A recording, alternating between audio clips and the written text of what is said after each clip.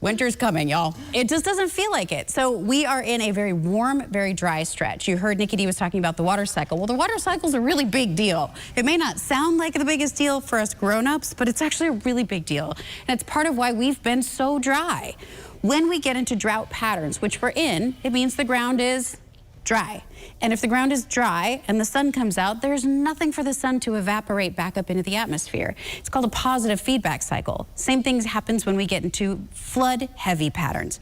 When the ground is saturated, there's a whole lot more moisture that the sun can re-evaporate every day that comes down again as rain. And we are dry. So we're not looking at any real rain here. No snowflakes, just my earrings. 74, looking towards downtown, that's looking towards the sunset. The Orionid meteor shower peaked last night. It'll be good viewing for the next few nights. So if you are out and about, if you know where sunset is, do about a quarter turn to your left and look up into the sky. Best viewing will be between about midnight and 6 a.m., 20 to 30 meteors an hour. Temperature has climbed into the 80s today, good 10 degrees above normal. Nowhere near our records yet. I think by Friday we may actually be talking about record-setting heat. Speaking of raindrops, a couple precious ones scooting towards the boot heel of Missouri. That's not going to make it here. The leftover cloud cover will be in around our area during the overnight, so it might obscure viewing just a little bit if you do try to catch some of those meteors. But otherwise, it's dry.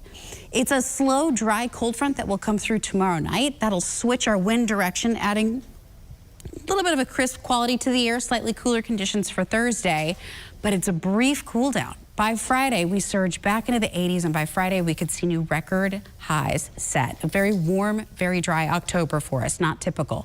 70s are where we sit. It is an easy Tuesday night. Tuesdays are hard enough, right? Second day of the work week, the weekend feels too far away. The weekend we just got through feels like it was 100 years ago, but relief is coming as far as at least mild weather for us. 50s tonight, mid-80s tomorrow. That is not a record, but it's not far from a record. We dip into the 70s on Thursday, but then Friday, 85. That would take the #1 spot. The record is 84, and it has been standing since the 1960s. So a long-standing record may be going down on Friday. Cooler air filters in for the weekend, so not as toasty Saturday, Sunday. Staying dry as we head towards the first couple days of next week here.